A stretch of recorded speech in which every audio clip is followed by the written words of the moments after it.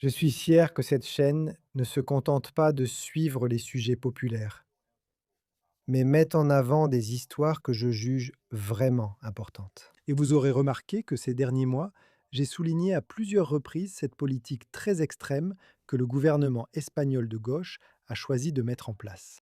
Cette amnistie pour les migrants illégaux concernait 500 000 migrants illégaux en Espagne. Ensuite, les autorités ont craint que cela puisse concerner 1 million de personnes. En réalité, près d'1,2 million personnes ont demandé un statut légal en Espagne. Et j'ai répété à maintes reprises que cela, en plus d'être fondamentalement injuste, agirait bien sûr comme un énorme facteur d'attraction pour les migrants illégaux cherchant à aller en Espagne, cherchant à entrer en Europe. Et d'ailleurs, en ce qui concerne ce que le peuple espagnol pense du gouvernement socialiste, n'oubliez pas que les socialistes se font écraser à presque toutes les élections récentes en Espagne. Donc, le peuple espagnol n'était déjà pas vraiment satisfait du gouvernement. Mais ce que nous avons vu, malheureusement, c'est le résultat final de cette politique complètement irresponsable. C'est, et je ne vois pas comment quelqu'un pourrait éviter d'utiliser ce terme maintenant, une invasion. Qu'au moins 60 000 personnes sont entrées sur le territoire espagnol en provenance du Maroc en une seule journée. Cela se passe à Ceuta, un chaos total et absolu. Des dizaines de milliers de personnes, en une seule journée, entrent illégalement. Et vous pouvez voir ici la contradiction. Les autorités espagnoles disent maintenant qu'elles vont expulser ceux qui sont entrés illégalement, alors que le gouvernement a mis en place une amnistie massive pour les migrants illégaux en Espagne. Eh bien, merci beaucoup à Outskill d'avoir sponsorisé la vidéo d'aujourd'hui. Et nous avons récemment vu un exemple de la puissance croissante de l'IA lorsque Anthropic a dû retirer l'un de ses modèles d'Internet, Claude Fable 5. Maintenant, l'interdiction a été levée et Fable 5 est revenu en ligne. Mais cela vous montre le genre de puissance dont Claude dispose actuellement. Et c'est pourquoi vous devriez envisager de rejoindre le Claude Mastery Sprint.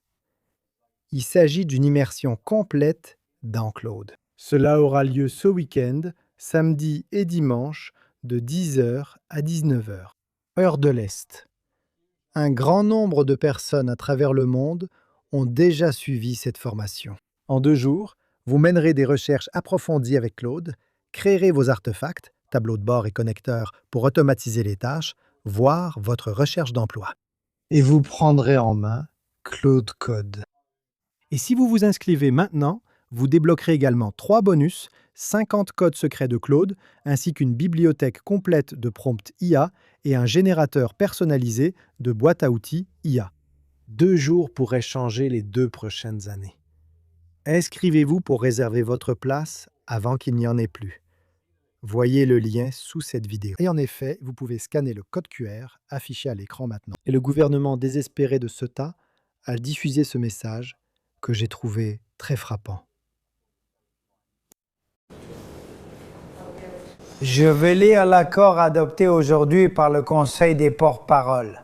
Un accord qui a été adopté à l'unanimité de tous les porte-paroles. Le texte est le suivant. La Junta de Portavoces, réunie en session extraordinaire et urgente ce jour, 30 juillet 2026, compte tenu du saut qualitatif qui s'est produit dans l'entrée massive et persistante de migrants dans notre ville, aggravé ces dernières heures par l'entrée à pied contournant la jetée du Tarajal et de manière tout aussi massive, considère comme urgente et ne pouvant être reportée l'adoption par le gouvernement de la nation des mesures suivantes. Premièrement, la déclaration d'urgence nationale conformément aux dispositions de la réglementation sur la sécurité nationale.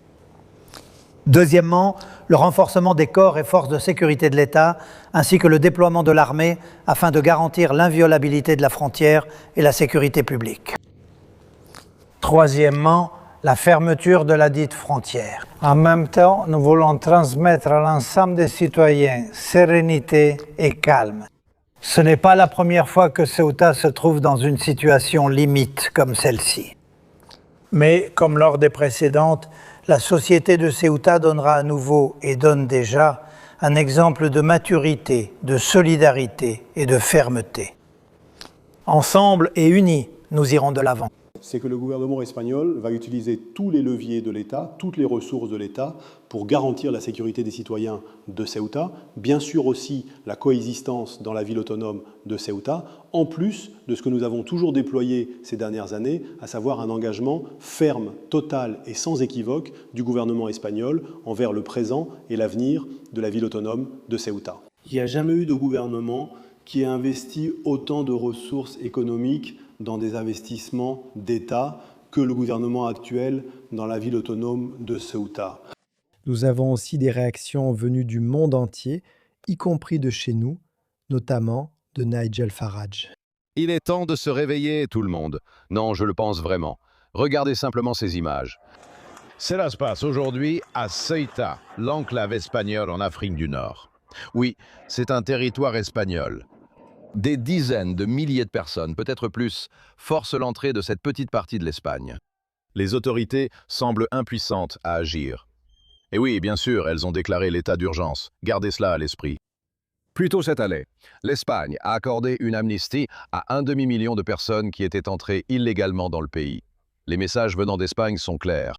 Vous savez, entrez et vous serez autorisés à rester.